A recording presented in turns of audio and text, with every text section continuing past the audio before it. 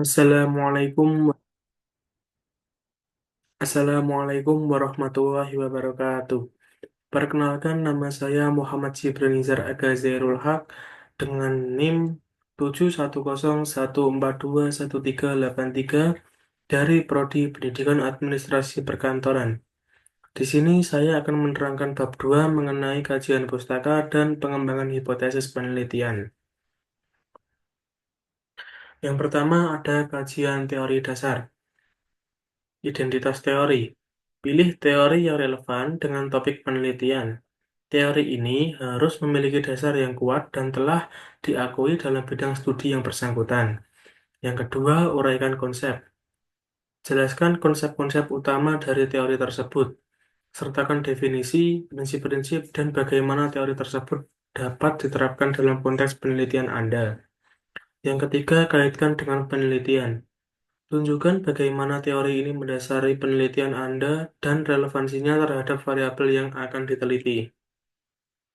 Yang kedua, kajian variabel penelitian. Yang pertama, ada definisi variabel, yaitu tentukan variabel yang akan diteliti, termasuk variabel dependen yang dipengaruhi dan independen yang mempengaruhi. Jika ada, sertakan juga variabel intervening dan moderating. Yang kedua, karakteristik dan indikator, yaitu deskripsikan karakteristik masing-masing variabel. Berikan indikator yang jelas untuk mengukur setiap variabel serta metode pengukuran yang akan digunakan. Yang ketiga, relevansi variabel, yaitu jelaskan mengapa variabel-variabel tersebut penting untuk penelitian dan bagaimana mereka saling berhubungan. Yang selanjutnya ada kajian penelitian terdahulu.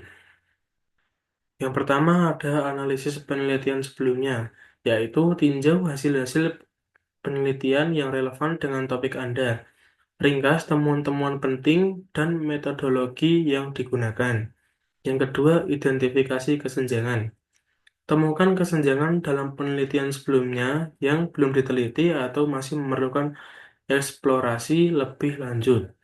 Ini akan menjadi dasar untuk justifikasi penelitian Anda.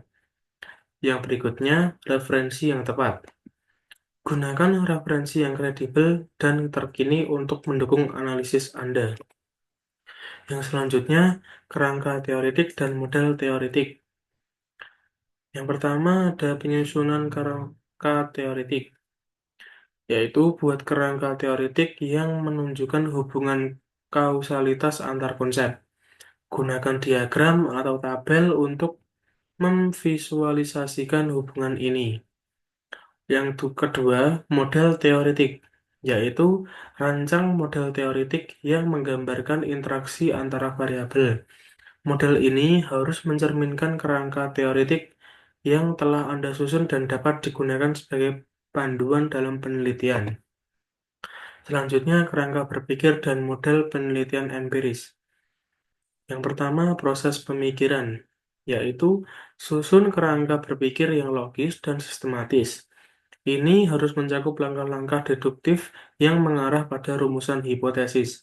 Yang kedua, model penelitian empiris, yaitu rancang model penelitian yang akan digunakan untuk menguji hipotesis.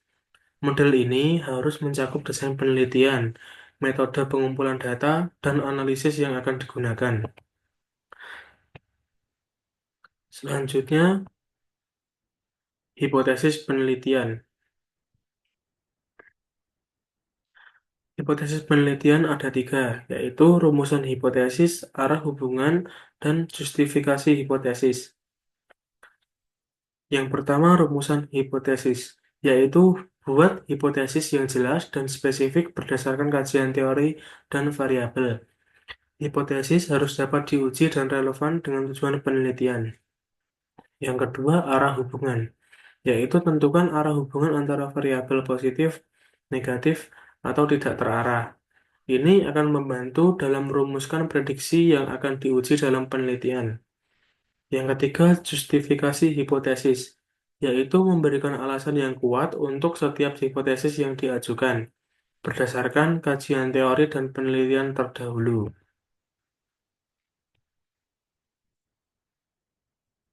Yang terakhir yaitu kesimpulan.